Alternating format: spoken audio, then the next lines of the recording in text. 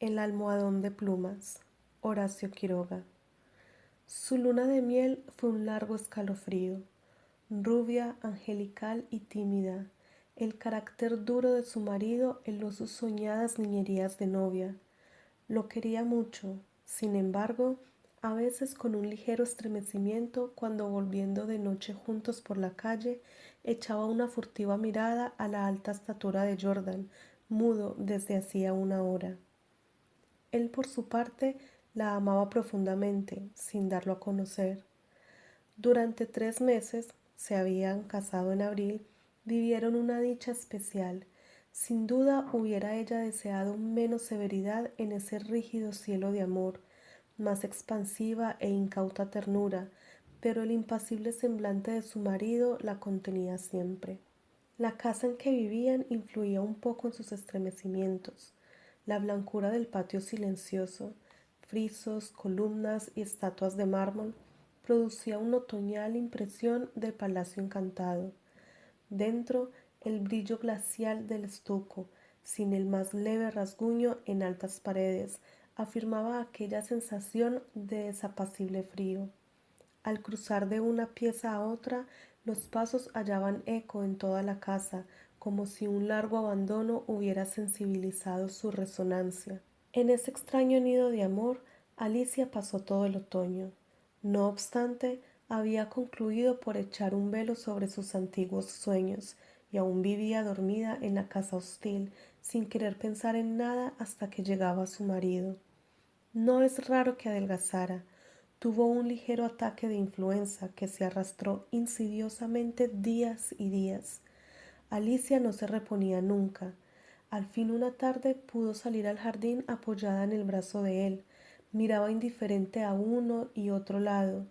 De pronto Jordan, con honda ternura, le pasó la mano por la cabeza y Alicia rompió enseguida en sollozos, echándole los brazos al cuello. Lloró largamente todo su espanto callado, redoblando el llanto a la menor tentativa de caricia.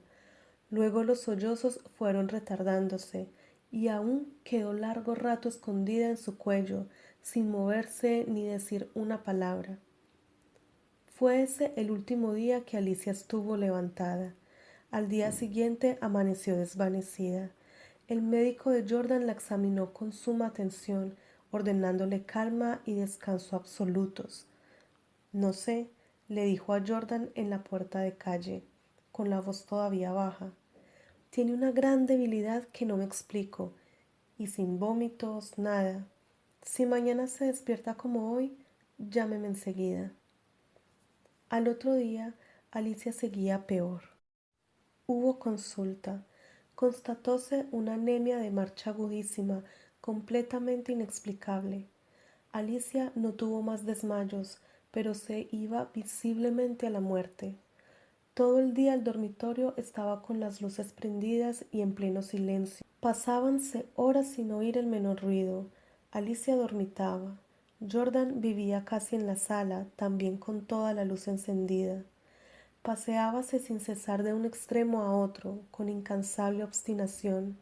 La alfombra ahogaba sus pesos. A ratos entraba en el dormitorio y proseguía su mudo vaivén a lo largo de la cama, mirando a su mujer cada vez que caminaba en su dirección.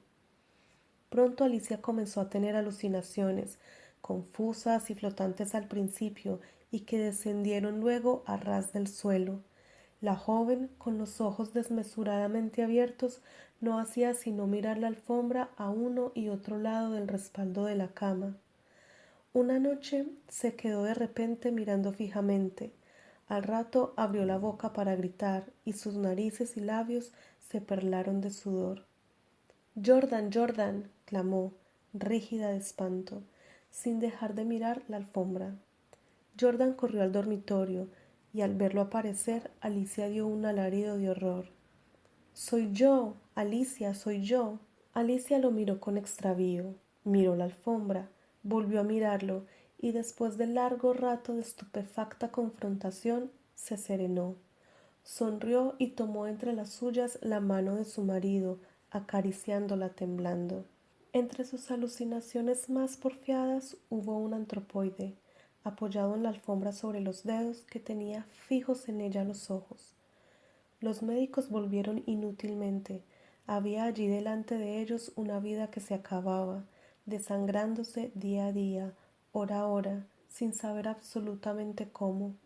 En la última consulta, Alicia yacía en estupor mientras ellos la pulsaban, pasándose de uno a otro la muñeca inerte.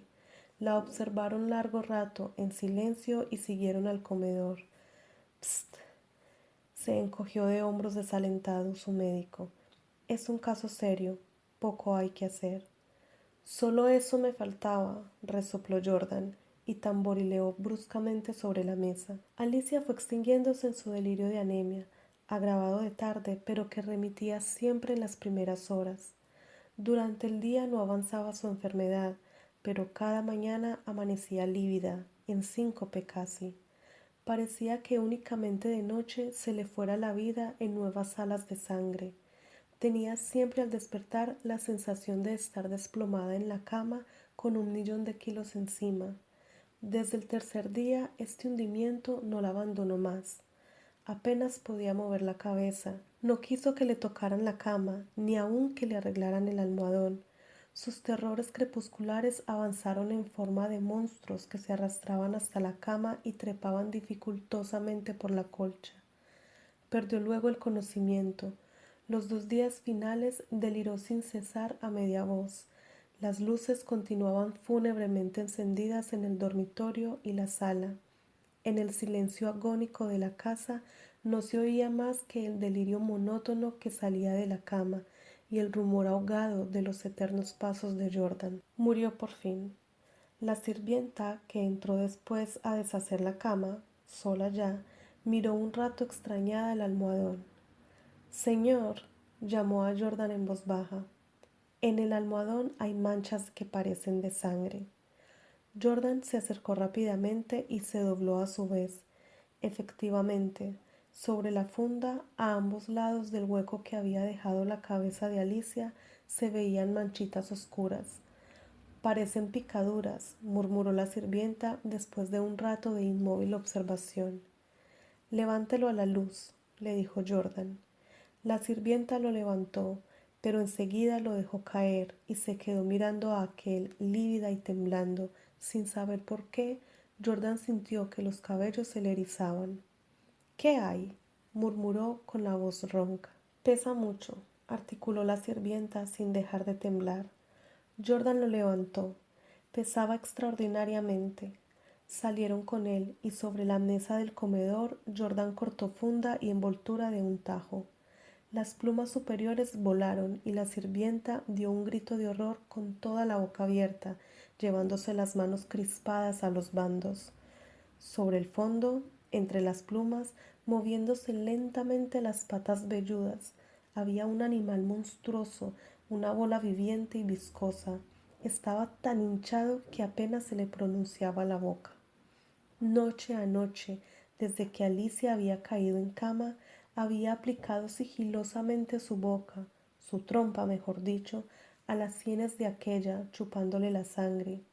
La picadura era casi imperceptible. La remoción diaria del almohadón había impedido, sin dada su desarrollo, pero desde que la joven no pudo moverse, la succión fue vertiginosa.